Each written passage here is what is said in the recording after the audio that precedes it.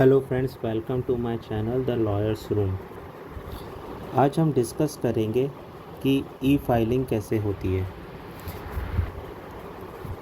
और ई फाइलिंग के लिए सिर्फ दो लोग कर सकते हैं, that is one is advocate on record and second is petitioner in person. Petitioner in person मतलब व्यक्ति खुद, और एडवोकेट ऑन रिकॉर्ड मतलब through advocate he can register his case through E filing. सबसे पहले एक चीज़ क्लियर करना चाहता हूँ कि रेगुलर फाइलिंग जो प्रोसीजर है वो ई फाइलिंग की वजह से इफेक्ट नहीं होगी। आप रेगुलर फाइलिंग भी कर सकते हैं और ई फाइलिंग भी कर सकते हैं। ई फाइलिंग आपकी सुविधा के लिए है, नहीं तो फिर जनरली रेगुलर फाइलिंग होती है काउंटर पे, तो आप रेगुलर काउंटिंग कर सकते हैं। उसके बाद सबसे पहले हमको ये देखना है कि AOR अगर करता है तो उसको क्या करना पड़ता है। अगर उसको ई फाइलिंग करना है तो उसको अपना सिग्नेचर जो है वो इस साइट पे जाके अपना सिग्नेचर उसको अपलोड करना पड़ेगा। उसके बाद फिर वो फर्दर प्रोसेस कर सकता है। तो सबसे पहले हमको देखना है कि कैसे स्टार्ट करेंगे ई फाइलिंग। तो जो ई फाइलिंग है वो अगर पर्सन पिटिशनर इन पर्सन या रिस्पोंडेंट इन पर्सन को करना है तो उसको रजिस्टर करना पड़ेगा, और अगर AOR है तो AR को रजिस्टर करना पड़ेगा। अब AOR को तो सिर्फ एक ही बार रजिस्टर करना पड़ेगा, और फिर बाद में जब भी वो कोई नया केस करता है तो वो उस डायरेक्ट उस अपने डिटेल्स डाल के और रजिस्ट्रेशन कर सकता है, ई फाइलिंग कर सकता है। Steps to be followed. हमको ई फाइलिंग करने के लिए क्या करना है। सबसे पहले हमको इस वेबसाइट पे जाना है, वहाँ पे हमको ई फाइलिंग टैब को क्लिक करना है। ई फाइलिंग को टैब जैसे ही क्लिक करेंगे तो हमारा रजिस्ट्रेशन वाला पेज ओपन हो जाएगा। रजिस्ट्रेशन वाला पेज में दो ऑप्शन मिलेंगे हमको, एक तो पिटिशनर इन पर्सन और AOR। AOR अगर हम एडवोकेट के थ्रू करवा रहे हैं तो AOR जाके इस पे प्रोसेस करेगा, और अगर हम खुद कर रहे हैं तो हमको पिटिशनर इन पर्सन पे जाके रजिस्ट्रेशन करना पड़ेगा। सबसे पहले हम डिस्कस करते हैं पिटिशनर और रिस्पोंडेंट इन पर्सन, ये कैसे करेगा। सबसे पहले जो हमको यूज़र टाइप है वो सिलेक्ट करना है पिटिशनर इन पर्सन। अगर हम खुद कोई फाइल अपलोड कर रहे हैं तो सबसे उसमें पहले हमको नाम, एड्रेस, स्टेट, मतलब हमको अपना पूरा डिटेल डालना है। जैसे ही हम पूरा डिटेल डालेंगे साइन अप वाला टैब जो है वो एक्टिव हो जाएगा, और इस बटन पे क्लिक कर देना है, तब हमारा रजिस्ट्रेशन हो जाएगा। अगर एडवोकेट फर्स्ट टाइम रजिस्ट्रेशन कर रहा है और उसको साइन अप करना है तो उसको फिर AOR वाले बुलेट पे जाके टिक मार्क करके, और जैसे ही ये पेज ओपन होगा उसको सारी डिटेल्स डालना है और साइन अप करना है। जैसे ही आप साइन अप पे क्लिक करेंगे वैसे ही एक लिंक आपके ईमेल आईडी पे आ जाएगी। जैसे ही उसमें क्या लिखे आएगा नीचे कि you have been successfully registered at Supreme Court of India, active your account. आपको पहले एक्टिवेट आपका अकाउंट करना पड़ेगा वेरीफाई करके, जो कि वेरिफिकेशन लिंक आपको ईमेल की गई है। जैसे ही आप अपना ईमेल खोलेंगे तो उसमें है ना user@supreme-court-of-india.com, वहाँ से एक मेल आएगा जिस पे लिखा होगा कि ये वाली लिंक पे आप क्लिक करके अपना पासवर्ड और यूज़र आईडी सेट कर सकते हैं। जैसे ही आप उस पर क्लिक करेंगे तो आपके पास ऑप्शन आएगा कि ये किस ईमेल आईडी पे आपका क्या पासवर्ड है, और उसी पासवर्ड को आपको कंफर्म करना पड़ेगा। और आपको ये भी ध्यान देना है कि पासवर्ड में कौन कौन से कैरेक्टर्स या डिजिट वैलिड हैं और स्पेशल कैरेक्टर वैलिड है कि नहीं है, तो उस हिसाब से आपको पासवर्ड आपका सेट करना पड़ेगा। जैसे ही आप पासवर्ड सेट कर लेंगे तो फिर यहाँ पर है एक सेव ऑप्शन, आप सेव कर देंगे तो वो आप हमेशा अपना पासवर्ड और यूज़र आईडी लगा के कभी भी इन सारी चीज़ों का ई फाइलिंग का आप लाभ उठा सकते हैं। फिर आप जब आपका ये चेंजेस सारे सेव्ड हो जाएंगे, पासवर्ड सेव हो जाएंगे, तब आपको वापस से सुप्रीम कोर्ट की वेबसाइट पे जाना है, वहाँ पे ई फाइलिंग पे जाना है। वहाँ पे आपको ये आएगा वेलकम, क्लिक टू स्टार्ट। जैसे ही यहाँ पे आएगा तो आप है ना नया केस जो है वो फाइल कर सकते हैं। आपके पास जैसे हमने लॉगिन किया तो जैसे आपके पास न्यू फाइलिंग, कम इनकम्प्लीट ई फाइलिंग, आपने पहले कौन कौन से केसेस रजिस्टर्ड किए हैं, आपके कौन कौन से केसेस हैं, मतलब ये AOR के लिए ज़्यादा यूज़फुल है। उनकी क्या कॉज लिस्ट है AOR की, और एडजस्टमेंट या तो उन्होंने अपने एडजस्टमेंट किया किसी और एडवोकेट के साथ, तो वो वाले सारे डिटेल्स यहाँ पे हम एक एक करके भर सकते हैं और एक एक करके पता भी कर सकते हैं। As soon we start the procedure for click on the new e-file. Whenever we click on the new e-file, then we get this following page. In this page we can see there are different columns and rows and details we need to fill.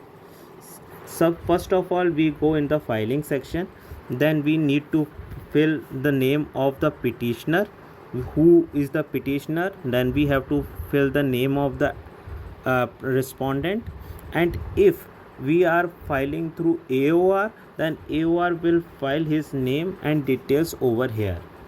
इस page पे आपको सारी details भरना पड़ेंगे। अगर आप party in person है तो पार्टी इन पर्सन, और आप अगर AOR हैं तो फिर आपको पिटिशनर का नाम, रिस्पोंडेंट का नाम और ख़ुद का AOR का सारे डिटेल्स आपको भरना पड़ेंगे। एक बार जब आपने डिटेल्स भर लिए तो फिर आपको लोअर कोर्ट के डिटेल्स भरना पड़ेंगे।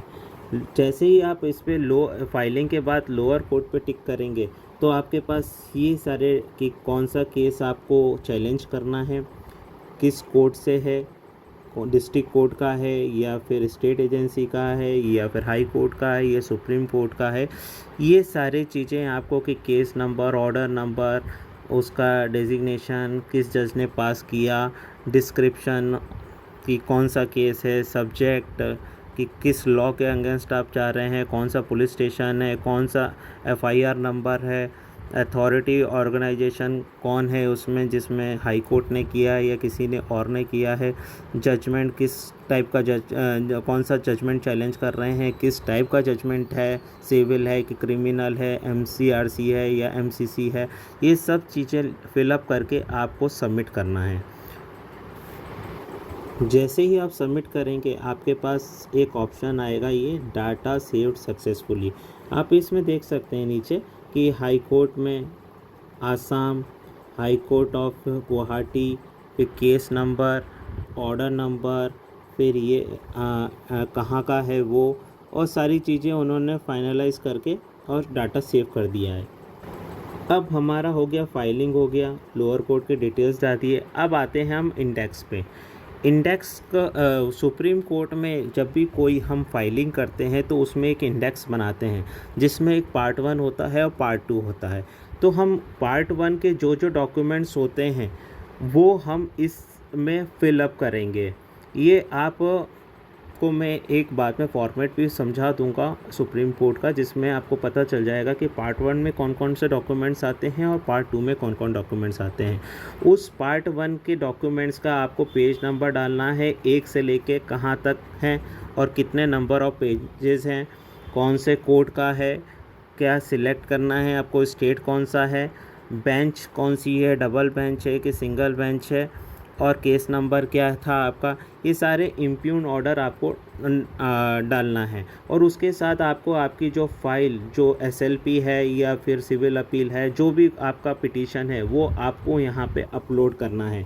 और उसी अपलोड में जो आपने नंबरिंग करी होगी वही उसी नंबरिंग के हिसाब से आपको यहाँ पे डिटेल्स डालना है। सुप्रीम कोर्ट की पिटीशन में ये इंडेक्स होता है जहाँ पे सीरियल नंबर होता है, पर्टिकुलर ऑफ डॉक्यूमेंट्स होते हैं, पैरा 1 होता है, पैरा 2 होता है। तो अभी हमने जो भी इसमें डिटेल्स बात करी वो पैरा 1 की बारे में बात करी। वैसा ही पैरा 2 होता है जिसमें एप्लीकेशंस और बाकी चीज़ें आती हैं। एक बार जब ये डिटेल फिल कर देते हैं तो फिर हम कंप्लीट पे क्लिक करके और हम उसको सेव कर देते हैं। अब हमने फाइलिंग भी कर दी, लोअर कोर्ट के डिटेल्स भी भर दिए, इंडेक्स के डिटेल्स भी भर दिए। अब हमको आता है एडिशनल पार्टी। अगर कोई एडिशनल पार्टी है इसमें, जैसे कि नंबर ऑफ़ रिस्पोंडेंट्स ज़्यादा है, नंबर ऑफ रिस्पोंडेंट 1 2 3 4 या पिटिशनर 1 2 3 4, तो वो सारे डिटेल्स हम यहाँ पे भर सकते हैं और उस पे कंप्लीट्स पे हम जैसे ही क्लिक करेंगे तो वो सारी चीज़ें सेव हो जाएगी। सारे डिटेल्स डाल सकते हैं हम जो भी एडिशनल पार्टी हैं उसके। उसके बाद है एडिशनल एडवोकेट। अगर कोई और एडवोकेट है जो हम चाहते हैं जो इस केस में अपीयर हो तो हम उसके भी डिटेल्स डाल सकते हैं ऐड एडवोकेट के टैब पे क्लिक करके। अब हमने फाइलिंग कर ली, लोअर कोर्ट कर दिया, डिटेल्स डाल दिए, इंडेक्स की डिटेल्स डाल दिए, जो एडिशनल पार्टी हमको ऐड करनी है वो कर ली, एडिशनल एडवोकेट हमने ऐड कर लिए।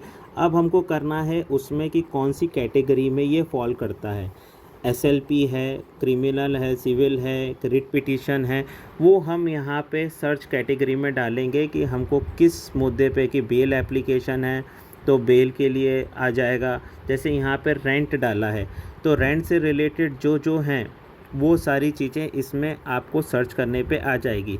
जब आपको लगता है कि मेरी कैटेगरी ये है तो आप उस पर क्लिक करेंगे और उसके डिटेल्स वगैरह सारा उसमें डालेंगे कि आपको क्या रिलीफ चाहिए, कितना का अमाउंट क्लेम किया है, इम्प्यून ऑर्डर में क्या दिया गया है, कितना अमाउंट उसमें अवॉर्ड किया गया है, कब लिस्ट हुआ है, एडमिशन हुआ है कि नहीं हुआ, उसका प्रोविज़न ऑफ लॉ कौन से लॉ में ये फॉल करता है, सेंसिटिव केस है कि नॉर्मल रेगुलर केस है।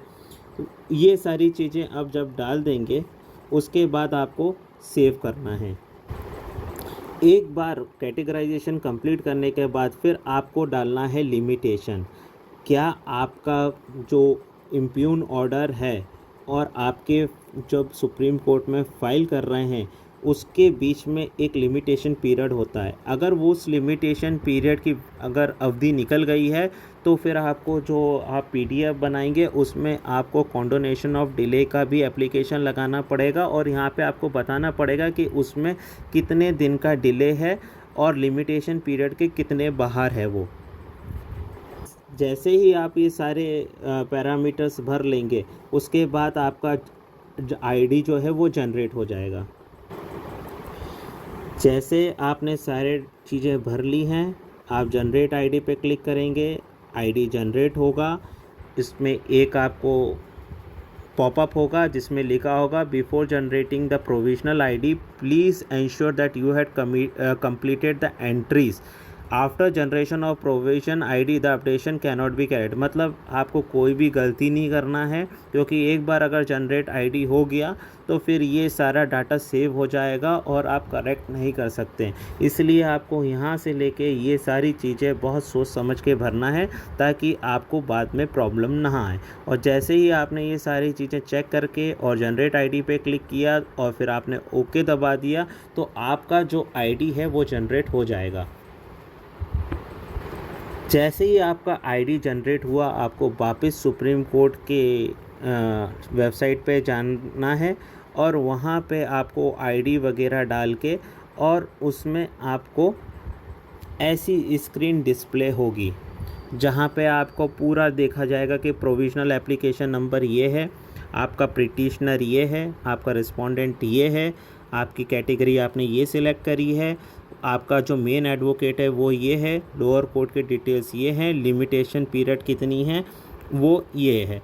और इसका आप प्रिंट भी ले सकते हैं और ताकि आपके पास डॉक्यूमेंट सेव हो जाए।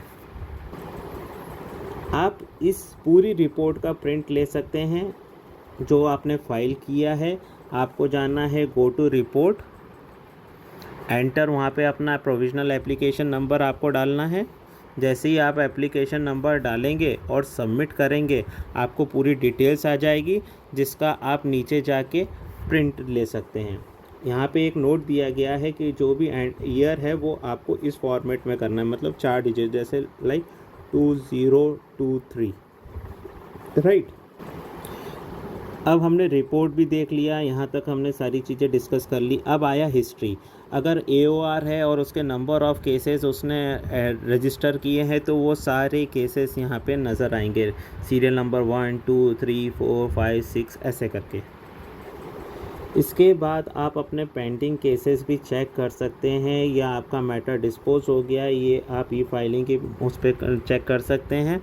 और यहाँ पे दिखेगा पेंडिंग, और यहाँ पे दिखेगा डिस्पोज्ड।